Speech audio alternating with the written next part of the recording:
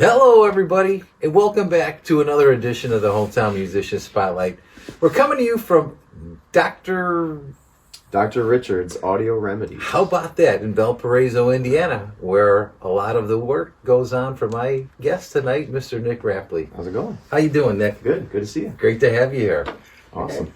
And we got somebody else This with us is here, Randy. Tony? He's the studio shop dog. Yes. All right. And yes. Sounds good. Yeah. All right. Hey, Nick, where were you born? Where did you grow up? What schools did you go to? Okay, so here in Valpo. So 88 and Board Memorial Hospital, just like probably a lot of people in the area. Yeah. I went to school at VHS, Mm-hmm. and then went on to college at Ball State, Mm-hmm. and then after that moved to New York. We had a project in school that kind of got out of hand, and we had to move to keep working on it. So I got stuck out there for a while. Yeah.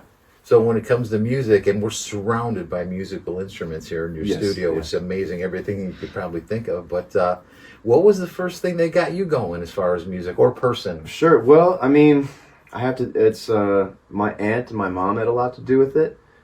So this house used to be, like, they grew up in it, and my aunt was a guitar player, and she's got this really cool, for the nerds, it's like a 63 Gibson SG they did some stuff at the factory for her, and it's kind of special. So I didn't know that's what it was when I was growing up, of course, but I just remember seeing it in the case and being like, well, that's really cool, and strumming or whatever. My aunt had a band, and they used to play in this basement before it was finished.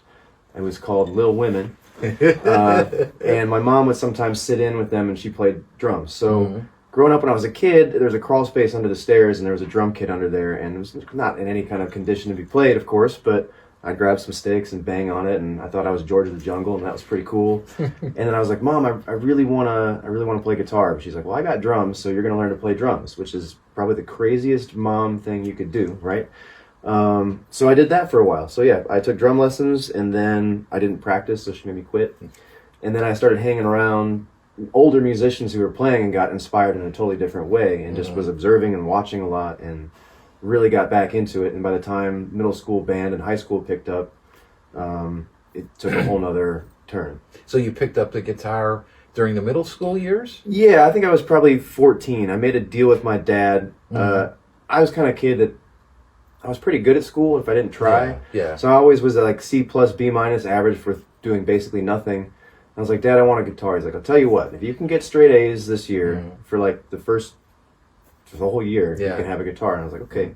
So I did, and then he was like, oh shit. So that happened, and then it was kind of, at that point, I started playing drums around, I started taking lessons when I was like 7 or 8.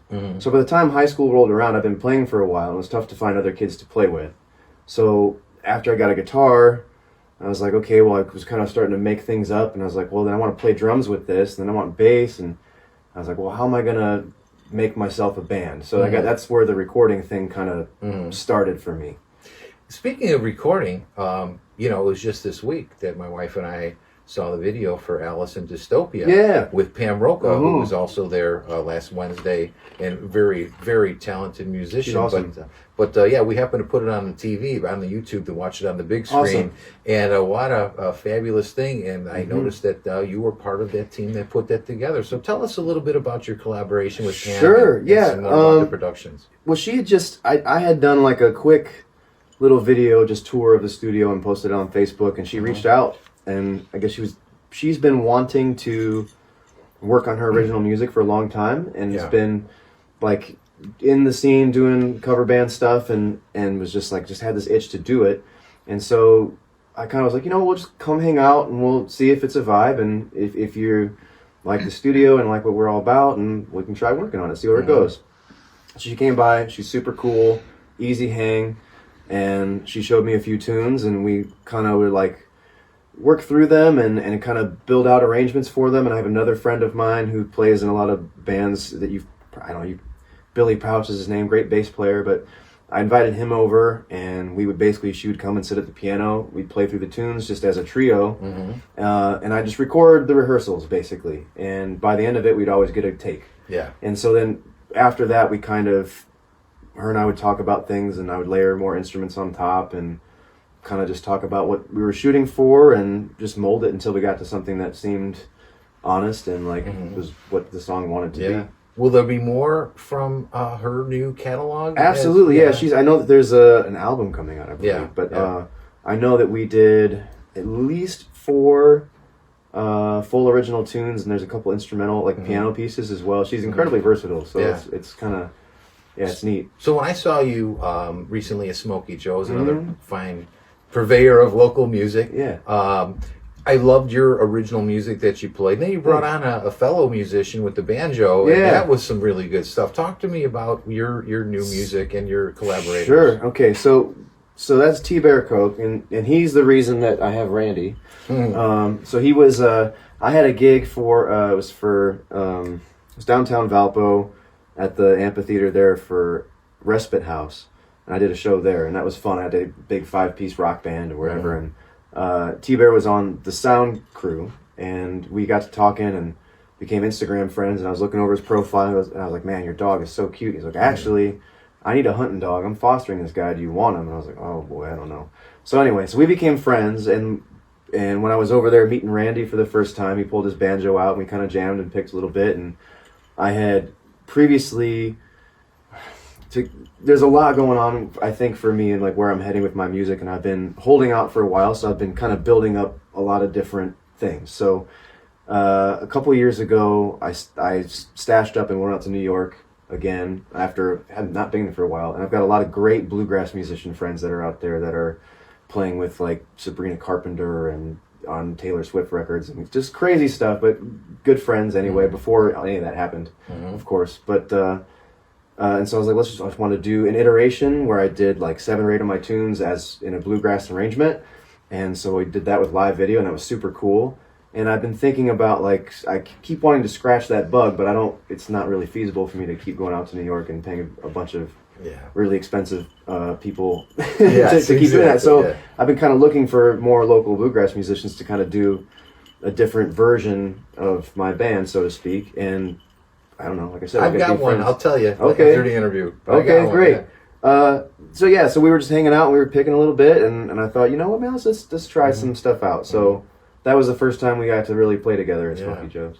So the other video that we saw was of your band, the 5-piece. I don't remember the name of the song, but you put it out there recently. It was really good. Was this with the drums and stuff, or just or was this the bluegrass arrangement? It was.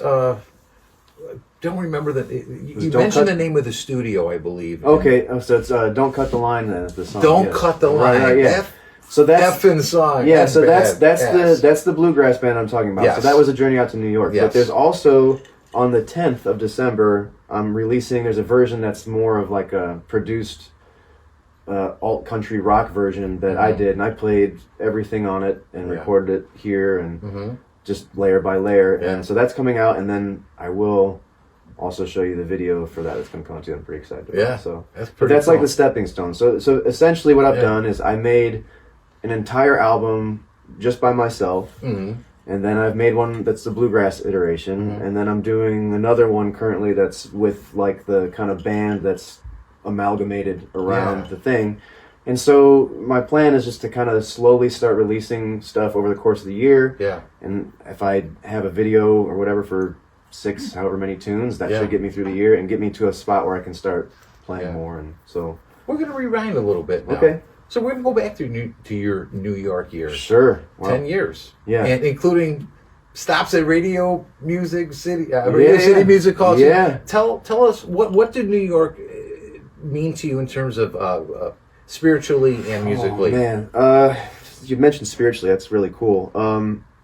So the thing that comes to mind immediately with that is New York, is the pace of it is so intense, and you can have in the same day the best day of your life and the worst day of your life, and it's kind of it's just mind blowing. And I reached a point after a certain amount of time there where, all right, like I didn't get too excited about anything that was cool or too bummed out about anything that sucked anymore. So I had this kind of neutral zone where at first I thought it was like, there's something wrong with me because I just am indifferent to anything. But I was like, oh no, this is just center. Yeah. So like New York kind of taught me that, as far as like detaching from hopes and prospects of outcomes and just appreciating the experience for what it is, because man, so many experiences. I don't even know where to start with that. I mean, as far as living in a community, like around here, we're growing up in Valpo, right? It's predominantly white, always has been. That's the only thing I ever knew. And I moved to New York, and all of a sudden, I'm the minority.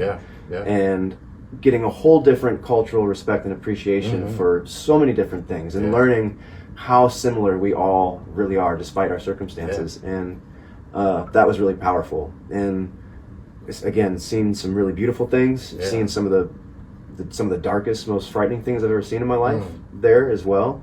But it definitely brought a lot of perspective in terms of just living. But musically speaking, the project that got us out there, it was a musical that we wrote in college. It was an immersive learning program they had. The show was called A Circus in Winter, which ended up getting done by somebody else in a different format. But so essentially this thing was, we got a bunch of grant money and wrote this thing. We had Broadway people, like celebrities that wanted to be a part of it, and we ended up moving out there to do it, and then we needed to raise like $10 million or something to put it up on Broadway. And I think we got 3.5 and didn't cut it, so it never happened. But it was a really cool experience. It was interesting to be from here and then be 23 and move out there, and you're immediately plugged into a pre-existing high-level scene. And it was kind of like, what is going on? And eventually, as that was like tapering out, my interest was not in really musical theater. It was cool for a time, but it was just not my my vibe. And then, sorry. No, you're good. And then I kind of got involved in more like the New York City punk band scene, and I built a little small studio in my apartment at the time, and got to meet and record a lot of cool artists that way. And it was a blast. I mean, I could hardly recall everything that happened, but I mean, like, wild stuff. When you recall that time, do you still have any special friends, musician friends from New York that you still talk to? Oh often? Yeah, of course. I mean, some of the people that are still there came from here and never came back, so they stayed out and like ride it out COVID. But and of course, there's a guy by the name of Bobby Hawk, who's a great fiddle player. I was mentioning him earlier. He's working on all the Jack Antonoff projects, and he's been just killing it. So and. Yeah, I mean, of course, there's so many. Lizzie No is another one, but she's now a transplant to Nashville, and I toured with her a whole bunch, but I met her out there in New York. So Bridj Williams. Yeah. Talk to me about Bridj Williams. Sure. What's your vision for Bridj Williams? Okay, well, so the kind of music that it is not something that I had normally had previously gravitated to, and these songs were coming, and I just started therapy or whatever too, so it was kind of just like a way of processing things. But I was writing the first couple were pop country, and I was like, this is not me. I can't really. So I had to give myself a different name to give myself permission to write that way. Great move. And then also spiritually throughout that process, and when I was doing the therapy stuff, it was like I'd found out that when my parents didn't have a name picked out for me before the time came to do it. So and they thought I was going to be a girl, so they had Allison chosen, and I was not a girl. So sorry to disappoint. And my dad had this guy that was a coworker, an employee or something, who was he was Eastern, and his name was Bridj, Bridj, and he just thought this guy was really cool, and there's like a unique spiritual kind of thing about him. And my dad's not that kind of guy, right? He's a very conservative, like, dude. And so the thought to me that there was something like that, I'm like, that's where I feel like there's a real connection between me and Dad. If I had that foresight. But my mom was like, no, we're not naming our kid Bridj. It's not a real name. He's going to be Nick. And I'm like, okay. So that was something that I was like, okay, that's a real thing I can take from my dad that resonates with me. Yeah. And then Williams is my mother's maiden name. So that's this house that this is. It was theirs, and they built it, and I felt like I was given a second lease on life to be able to be here. Yeah. And out of that gratitude and honor for that side of the family, Williams seemed appropriate. So then Bridj Williams, who's kind of just a alternate reality, same version of me, just not my government name, right? It's catchy. I like it. Yeah, and it tells you kind of what it's about at the same time. Hell yeah. So the studio here, other than the work you've already done, are there any bigger dreams that you have for your, down here? This wonderful... I mean, of course. I mean, like, this to me is an iteration that I would ideally in the future would become just private, right? Yeah. Like, yeah. I love working out of here now, but I would love to also be able to work somewhere that's not my home, so I Yes. can leave my house occasionally. Yeah. Yeah. You know? Yeah. And so I don't know. I'd love to have like a ideally. We were talking beforehand about just venue spaces in this area. There's not much, right? I would love to have a building, and anybody who sees this and you've got money, I want to talk to you because we really need a good medium-sized venue that is also a bar, that is also a recording studio, that is also a lesson space and a retail store. If you have a coffee shop that operates in it or something, like the way that I scheme it is like this place needs to have multiple revenue sources so that it can function and not have to depend on the music to be happening, but also be a resource or a place where people can go to get something different that we don't have. Yes. So that's something that I'd really like to see happen, and I'm happy to do whatever I can to make that happen too. That's a fresh idea. Definitely like that one. So I've got a couple fun questions I always like to ask my guests towards the end of the interview. But first one would be, if there was a venue anywhere in the world, a room anywhere in the world, past or present, that you've never played, that would be your pinnacle of all rooms to play. Wow. And again, it doesn't have to be a room. Sure. I've heard like Red Rocks is not a room. Right. Well, yeah. Well, that's one that comes to mind because that'd be incredible. But I don't know. There's so many places I haven't been that I couldn't even really think about that. I mean, I'd be happy to play anywhere. I like playing places where there's people that are excited to see music. I mean. Yeah. I feel like I've knocked a few of them off the list. Like you had mentioned Radio City. It wasn't like an official, like real gig or anything. It was for America's Got Talent, and they were looking for a lumber sexual, which apparently is the guy with the beard. That's a new category. Well, yeah. I mean, it's already come and gone. You're a poster boy. Right. So, and of all things, I was playing bass, and everything was pre-recorded, and and you're playing, but you're the only one that hears you. And but I did get to look Heidi Klum in the eyes. That was pretty neat. There you go. A lot of eyes with her. Yeah, and it was it was a cool experience to be there and be like, wow, this is insane. But it wasn't. I wouldn't say it was life altering, but it was really cool. Yeah. Second question, again, hypothetical situation, but if you could switch places with another musician, past or present, for a whole weekend, you could actually be that person in their. Man, I don't think I would. Or maybe nudge somebody out of another band and just sit in with that band. Okay, sit in with a band? What band would I love to sit in with? I don't think I'm good enough, but I'd love to sit in with Hiromi Yuhara. That would be amazing. She's an incredible Japanese pianist that is just like, she's virtuosic, but and it would be super fun. I don't know if I could hang, but I would try really hard. Yeah, sounds good. Yeah, well, definitely keep your dreams up. So, is there anybody else in your life you'd like to talk about or thank, or anybody else that along the way has been an inspiration to you? Well, I do want to shout out my original drum teacher, Herb Hedstrom. He's passed, but he was a huge part of just me wanting to continue to just really paid attention to who I was and what I was interested in, and fostered and grew that. And he always was like, someday, like, make sure I get a ticket when your name's in lights. It was just that kind of teacher, and it was really cool. And I'd be remiss. I'd feel like I'd be leaving any and everybody out. There's so many people that have been crucial to me being able to do anything that I can do, but my family, primarily. Yeah. Well, before we go, how can people keep up with Nick Rapley? Well, sure. I'm pretty accessible on Facebook. I don't bite. It's just Nick Rapley on there. You can find me there. I post a lot of things about what I'm doing musically, and Instagram is Bridj Williams, Bridj Williams, and everything will be coming up there that you'll need to know. But be on the lookout for new songs and music videos and things coming soon. I'm just kind of getting the ball rolling, and hope you like it. Thanks. Awesome. Well, I really appreciate it, Nick. What a great time interviewing you. So this is going to wrap it up for this edition for the Hometown Musician Spotlight. And until next time, peace, everybody.